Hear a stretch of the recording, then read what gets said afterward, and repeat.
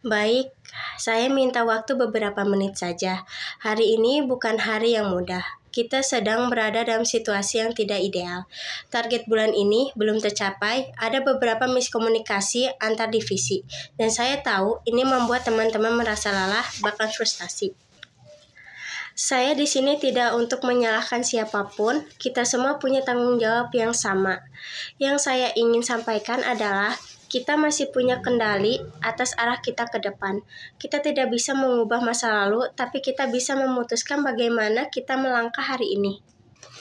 Mulai besok, kita evaluasi kembali arus kerja yang tumpang tindih. Saya minta setiap kepada tim membuat ringkasan hambatan utama dari divisinya. Kita akan bahas tanpa saling menyudutkan.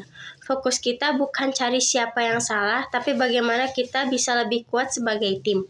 Saya percaya ketika komunikasi dibuka dengan jujur dan terbuka, tidak ada masalah yang terlalu besar.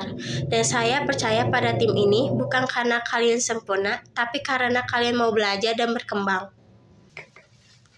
Saya tahu kalian capek, tapi justru dari kelelahan ini, kita belajar bertahan. Kita belajar membangun ulang. Saya ingin kita bukan hanya sekadar menyelesaikan target, tapi juga tumbuh menjadi tim yang solid dan saling menguatkan. Ingat, bahkan matahari pun butuh waktu untuk terbit. Tapi begitu dia muncul, semua gelap akan hilang. Kita adalah matahari itu jika kalian mau. Saya memilih Najwa Shihab sebagai role model saya karena beliau adalah sosok yang cerdas, berani, dan memiliki integritas. Gaya kepemimpinannya sangat komunikatif, terbuka terhadap banyak sudut pandang, dan tegas dalam menyampaikan kebenaran. Dari beliau saya belajar bahwa menjadi pemimpin bukan soal memberi perintah, tapi memberi arah. Bukan soal siapa yang paling hebat, tapi siapa yang paling bisa mendengarkan dan berdiri paling depan saat keadaan sulit.